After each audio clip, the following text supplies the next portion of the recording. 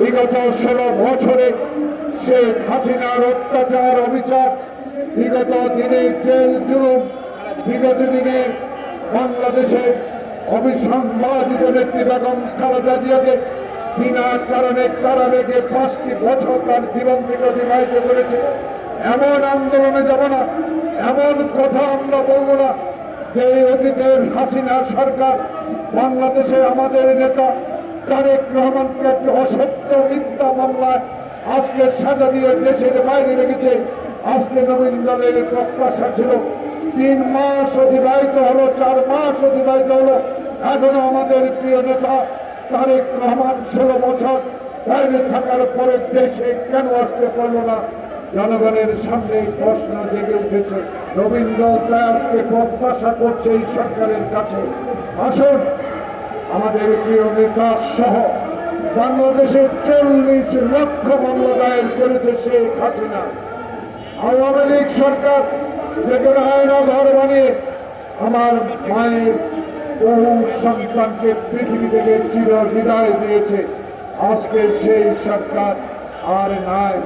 এখন আছে জনতার বিপ্লবের সরকার, এখন আছে ছাত্র বৈষম্যর আন্দোলন।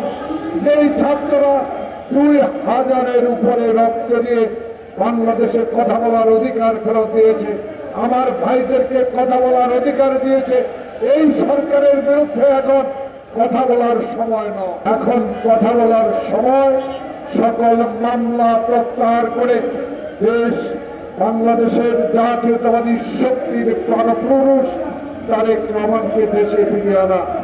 আজকে তাই সরকারের কাছে আবেদন জানাবো, আমরা তো আপনাদের বিরোধী নয়, আমাদের রক্তের বিনিময়ে আমাদের আন্দোলনের ফসল আজকের এই সরকার। এই সরকারকে আমরা সহযোগিতা করতে চাই, কিন্তু সরকারের কাছে আমাদের দাবিও থাকবে, যেখানে আমরা হাঁটু পানিতে দাঁড়িয়ে রাত কাটিয়েছি, যেখানে আমরা কবরস্থানে ঘুমিয়েছি, আমরা যেখানে মামলা কাঁদিনে এক ডিস্ট্রিক্ট থেকে আরেক ডিস্ট্রিক্টে ঘুরিয়ে বেরিয়েছি, সেখানেও পুলিশ গ্রেপ্তার করেছে, অত্যাচার করেছে, আমাদের মেরুদণ্ড ভেঙে দিয়েছে। প্রিয় ভাইয়েরা, এই সরকার জনগণের সরকার, এই সরকার শুধু নির্বাচনের সরকার। এই সরকার একটা নির্বাচনী ম্যাপ ঘোষণা করতে হবে, সেই নির্বাচনের মধ্যে দিয়ে জনগণের প্রত্যাশা পূরণ হবে, জনগণ নির্ভয়ে ভোট কেন্দ্রে গিয়ে তার মনোনীত প্রার্থীকে নির্বাচিত করতে পারবে, এমন একটি সরকারের প্রয়োজন এই মুহূর্তে। তাই এই সরকারের কাছে আমাদের দাবি থাকবে, আর দেরি নয়। দেরি মানে ষড়যন্ত্র আবার বেড়ে উঠবে, দেরি করা হলে আবার ষড়যন্ত্রকারীরা রাস্তায় নেমে পড়বে, দেরি করলে আবারও ভারত আবার ষড়যন্ত্রের রূপ ধারণ করে শেখ হাসিনাকে যেভাবে আশ্রয় দিয়েছে, সেখান থেকে আবার ষড়যন্ত্র শুরু হতে পারে। বাংলাদেশে যেন সত্যিকার গণতান্ত্রিক সরকার আর না আসতে পারে। তাই তত্ত্বাবধায়ক ইন্টারিম গভর্নমেন্ট, অন্তর্বর্তীকালীন সরকার, আমরা আপনাদেরকে সমর্থন জানাই। এই সমর্থনের অর্থ এই নয় বাংলাদেশে নির্বাচন বিলম্বিত হবে, আবারও সমস্যার সৃষ্টি হবে। তাই সংস্কার করে আমাদের আপত্তি নাই, এমন সংস্কার করবেন না যে সংস্কারের দেশে নির্বাচন দেরি হতে পারে। এমন সংস্কারের প্রয়োজন নাই যে সংস্কার জনপ্রতিনিধিরা করতে পারবে। তাই সরকারের প্রধান ডক্টর ইউনূস, আপনি অনেক কষ্ট স্বীকার করে এই বয়সে বাংলাদেশের 16 কোটি মানুষের দায়িত্ব নিয়েছেন। সেই দায়িত্ব নিয়েছে ছাত্র জনতা, সেই দায়িত্বের অক্ষরে অক্ষরে আপনি পালন করে যাচ্ছেন। আপনার বিরুদ্ধে আমাদের কোনো অভিযোগ নাই, কিন্তু বাংলাদেশের মানুষ খেলা শুরু করেছে। 4 মাস হলো এখনো আওয়ামী লীগের প্রেতাত্মারা বিভিন্ন স্থানে বসে আছেন, তারাই ষড়যন্ত্র শুরু করেছে এই সরকারের বিরুদ্ধে।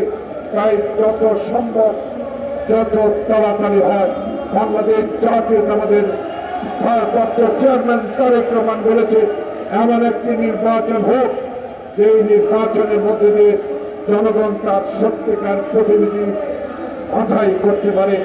এমন নির্বাচন হোক, সেই নির্বাচন এমন একটি রাজনৈতিক দল ক্ষমতা আসুক যারা বাংলাদেশে অতীতের মতো আমার বাবার দেশ, আমার পিতার দেশ, আমি গণতন্ত্র রাখবো কি রাখবো না সিদ্ধান্ত নেবে এমন দল বাংলাদেশে যেন আর ক্ষমতায় না আসতে পারে। বাংলাদেশের মানুষ আপনার কাছে কি চায়? আপনাকেও শেখ হাসিনা বলেছিল টুস করে আপনাকে পদ্মা সেতু দিতে ফেলে দিবে, আপনাকে লিফট বন্ধ করে দিয়েছিল, আপনার বিরুদ্ধে সেই মামলা দায়ের করেছিল, আপনাকে প্রতি সপ্তাহে কোর্টে হাজিরা দিতে হয়েছিল। কি দুঃখের বিষয়, বাংলাদেশের গৌরব যে ব্যক্তিকে আপনি অর্জন করেছেন সেই ব্যক্তির বিরুদ্ধে বাংলাদেশে মামলা হয়, সেই ব্যক্তির বিরুদ্ধে পার্লামেন্টে অশ্রদ্ধ ভাষায় কথা বলা হয়। প্রিয় ভাইয়েরা আমার, তাই আজকে জাতীয়তাবাদী শক্তির দুজন অতন্ত্র প্রহরী আমার বাম পাশে বসে আছেন। আজকে আমাদেরকে সজাগ থাকতে হবে, চোখ খোলা রাখতে হবে, নাক কান খোলা রাখতে হবে। বাংলাদেশে আবার ষড়যন্ত্র শুরু হয়েছে, কারণ এই ষড়যন্ত্রকারী যিনি দাবি করতেন আমার বাবার দেশ, সে কিন্তু বেশি দূরে না, সে বসে আছে হিন্দুস্তানে। তাকে আনতে হবে, তার বিচার করতে হবে। আইনাগর যারা তৈরি করেছে তাদের বিচার করতে হবে বাংলাদেশে। ভয় কিসের আপনার? ডক্টর ইউনূস, আপনার ভয় নয়। বাংলাদেশের লাখো জনতা আপনার সাথে আছে। একটি কারণে, বাংলাদেশে 16 বছরে অবৈধ শাসন, বাংলাদেশের সাংবিধানিক প্রতিষ্ঠানগুলো ধ্বংস করে দেওয়া থেকে আপনি ধ্বংস করে দেওয়া পথ থেকে আপনি আমাদেরকে বের করে এনেছেন ছাত্র জনতার আন্দোলনের মধ্য দিয়ে। তাই আপনার কাছে দাবি, তারেক রহমানের মামলা প্রত্যাহার করতে হবে, বাংলাদেশে একটি সুষ্ঠু নির্বাচনের ব্যবস্থা করতে হবে, যেটা দেরি নয়, সহসাই করা দরকার। তাই আমার নেতা তারেক রহমান বলেছে, আমি এমন এক নির্বাচনের মধ্যে দিয়ে আমার দল ক্ষমতা আসুক, সেই নির্বাচনে মৃত ব্যক্তি ভোট দেবে না, দিনের ভোট দিনে হবে, রাতে আর কোনো ভোট হবে না।